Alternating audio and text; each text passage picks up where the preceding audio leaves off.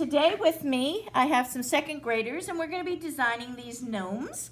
And if you want to turn it into an elf, you can call it an elf or a wizard, whatever you want to make it. But we're going to have fun with line and pattern, and we're going to use some measurements and estimating.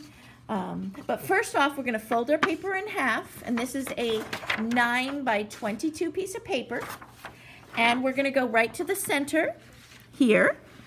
And in the center, we are going to put a dot, or a line, actually, a small line. So go ahead, and you're going to draw with me.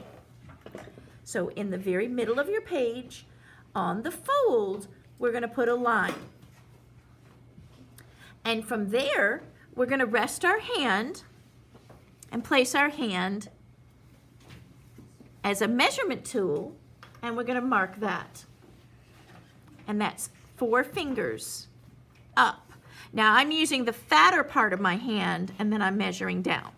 So we're going to make a mark there. And then the next step is to slightly increase this line over to the right and curve up, and over to the left and curve up. You want it to be a little bit wider than the width of your hand. And then I'm going to make careful lines, and I'm going to visualize in my mind where this is going to go, because I'm coming up and around. And I'm going to bring this over, up and around, and that's going to form the oval for the head, right here. So I'm going to come up and around slowly, visualize where it's going, up and around. Take your time and make your lines nice and neat. If you always make a mistake, if you do make a mistake, you can always turn it into hair design or whatever you want to design up at the top. You know, pattern, because we're going to load this with pattern. See how we're going to fill it in with pattern and design. So from here, we're going to put the hat on the head. So I'm coming off of the edges, and my hat is going to come up and up here, slightly curved, up. And I want it to come about 2 fingers above the head. So I'm going to put a little mark here. So 2 fingers and put a little mark. 2 fingers on top of the head with a mark. And I'm going to connect gently and curve it slowly. This will form like the brim of the hat, or the hat flops over.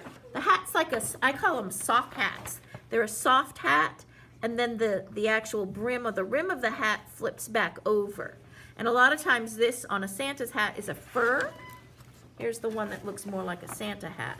It's a fur line hat, or like a ski hat. It has these ridges in the knitting right here. Now decide if you want your hat to flop. We're going to decide which way it's going to go. Left, or are you going to flop right? I'm sorry, that was right. If you're going to flop it left, or if you want it to flop right. So you're going to decide which corner you want your hat to go in. So I'm just going to flop mine down to the right. So I'm going to work up this right-hand corner. And in the right-hand corner, I'm going to place my finger, and I'm just going to go around my finger.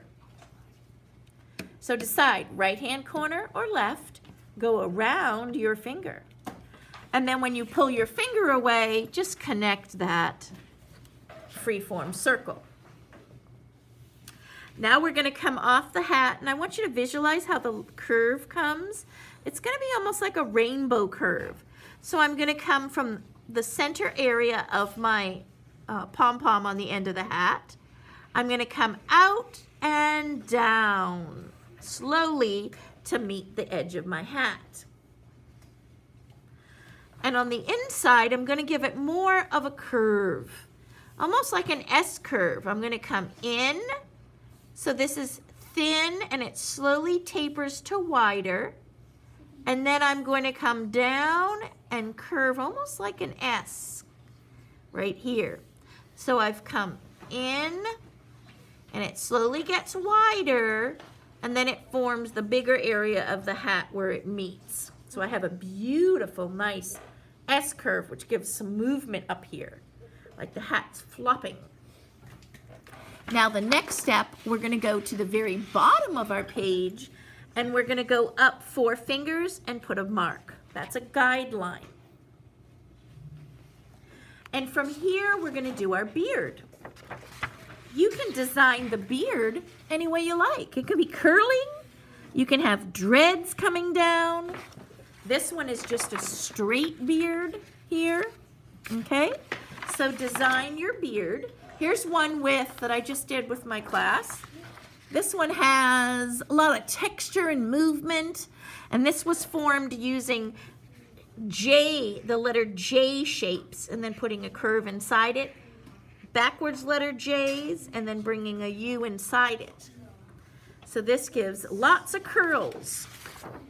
So decide how you want your beard, and we're going to connect the beard, let's see if it's in here, to the edge of the face here off the hat. And I'm just going to give some wavy line here, wavy lines right down, so it's going to be kind of plain. And then inside the beard, I'm going to put some lines in here. So I'm going to design it with just some wavy lines, a few wavy lines. Now you can design your beard, like I said, any way you want. The next step, and my class is going to go ahead and do it with me, is to get the triangular shape of the body in right here, coming down. So we're going to come off the beard, and we're going to go straight, let me make sure I got my corners in, straight to the bottom of the page with a diagonal line on both sides, and then we'll come across the bottom. Like that. The next step is to decorate our face. Now you can choose any expression you want on your face. You can have the nose low. You can have the nose up high. Here, I'll put a little mouth in. Ho, ho, ho. And then you can add some eyebrows. Eyelashes. You know what else looks cute too is some cheeks. I really like adding the cheeks to the picture. So I'm going to go ahead and sketch in the little face if you want to follow with me. I'm going to have the nose very low and wide. And then I'm going to do 2 circles. Now, if I put my finger in the center, I can do a circle for the pupil, which is the black dot in the middle of the eye. See how I've centered it with my finger? If they're not the same, then just make them one a little bit bigger so it matches, or somewhat matches. Now this eye, I'm going to have straight line underneath, straight line underneath. And then I'm going to do a rainbow above it. A rainbow above it, and then little eyelashes on the edges. So curve up, curve up, curve up, curve up. That'll give them a cute little expression. And then maybe a little eyebrow, like an N shape and an N shape. Now, we're going to be thinking of lines. We're going to think about wavy lines, curly lines, zigzag lines, lines that connect to form shapes, circles, rectangles, triangles, diamonds, squares, ovals, and we're going to use that to create a pattern. So let's talk about a pattern. A pattern is repetition of the shapes and lines I just mentioned. So let's talk. Here we have rows of circles. So this forms a pattern. We go circle, line, circle, line, circle, line, etc. That's a pattern. If you had circle, line, square, square, circle, circle, circle, circle, circle, is that a pattern? No. So you can design and invent your own patterns for your gnome or your elf. Here's a row of stripes, so that would make a pattern. And then how we color it in can be also pattern too, because we can color it in red, green, red, green, red, green, or red, white, red, white, red, white, red, white, all the way down. We want to think about pattern when we color it, pattern when we design it. My beard has all the same pattern, and that's so that it has unity. If I had lots of design on my pattern, it would mix with all the design pattern of the clothing, and it would be hard to see. So I can easily see my beard because the pattern's all the same, and that's unity. When something is the same, it's the same unit, it belongs together. Think of it as a unit. It's all together. Here you can clearly see the pattern. It's got this fancy diamond shape or triangular shape. And then we have this kind of a curving lines with these curves. And then we have the diamond shape. And then we have some more long lines here. And the whole band forms the same pattern in each band. So I didn't mix up my pattern. I went from this pattern throughout the whole band. So if we divide our gnome into bands, wide bands of 3 fingers. So mark it up, 3 fingers and go across. 3 fingers and go across. Each one of these bands is going to be a different pattern, okay? And you can repeat the same pattern like I did here. I repeated this, but divide it into bands so that you have an area where you can define where the patterns start and begin. So I'm dividing it, and now I'll have a place for a pattern here, a pattern here, a pattern here, and a pattern here. You can do the same for your gnome hat, or you can design it all in one same pattern. Like this is all the same pattern in the hat here. And you have options for coloring in. You can color your patterns with many colors, or in this example, there's so much going on with so many patterns, and this was painted straight with paint. I didn't design it first. If you want to go straight to paint, you can, and paint your patterns. But these patterns are all in the same color, and that helps with unity, but it's also called monochromatic. That means one color.